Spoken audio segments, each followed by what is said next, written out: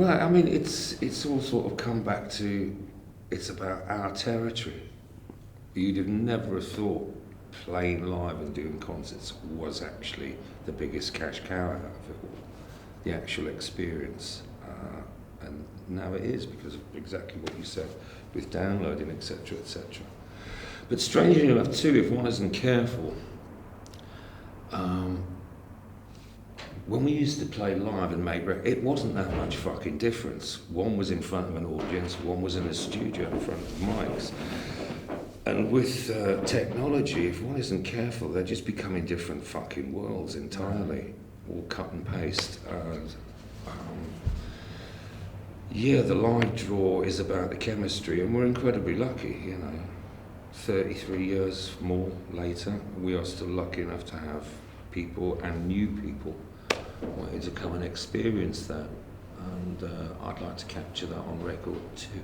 They are for the experience, and to be honest, it's about the only place you can hear fucking hi-fi these days. Because it ain't on MP3s. That's not hi-fi. Yeah. Is that kind of a bit soul destroying when people are listening? You know, you spend all that time working on a record and then it's compressed and people listen to it. Yeah, very, very much so. Yeah. But still, for us, you know, it's you write the songs, you record the music, and you move on. Do it again. Right. Something else. So, you know, it's unfortunate. You know, vinyl still does have the appeal of the hi-fi that Geordie was talking about, and the rest of it's just sort of not really there.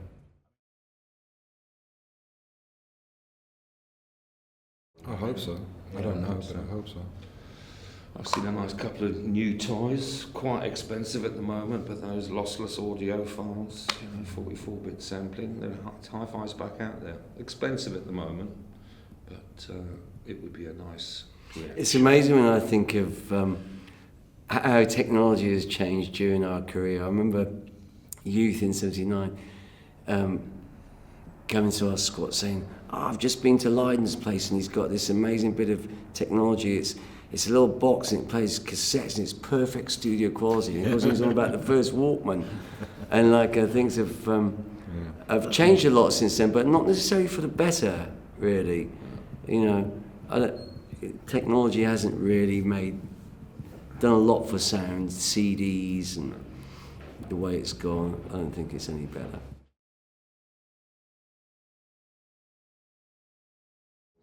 Yes. Absolutely. We should be fucking working on it right now, to be honest, to be frank. But yeah, we've had to sort of pull a lot of stuff out of the bag that we probably even haven't listened to, like in 15 years, never mind played. Right. Yeah. How's that been, kind of revisiting that material? Really nice, actually. It's surprising. Yeah. And actually, I think we've surprised ourselves at how strong the set is. It is a strong set. It's going to be a cracker. It really is, yeah. And yeah, we're playing some stuff from Extremities, you know, that's we haven't played since the 90s, you know, and it's going to be a great, strong set. Was that a challenge, relearning or coming back to this material? I didn't know how, like, for example, Youth would take to some of these songs, but he's just slotted right in. Paul always slots in, but Youth's another thing altogether, you know. So was it difficult to decide and come to a consensus on what songs? There's never any consensus. What do you mean, difficult? Well, yeah, it's a process. It's an alchemical process that we go through every time we're in a room together. Yeah, but we get there. Is that one of the biggest challenges with just Anchor and Joe, because you're all very strong personalities? Consensus. Yeah. Yeah. And about doing things, I mean, for example, recording. Geordie and Youth have got completely different visions of recording, and I like both of them.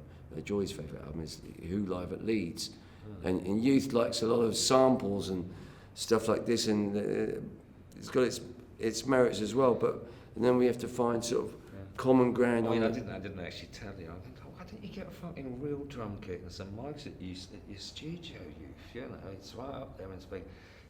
You just end up replacing all the drums anyway with samples, and I'm like, Oh, and that's why you didn't tell me. Yeah, well, there you have it. There you go. in fact, you need microphones for. Right, if only he had.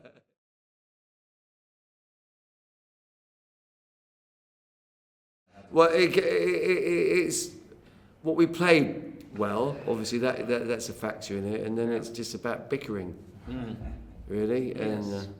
and who Hours feels. of it. The clamour for authorship.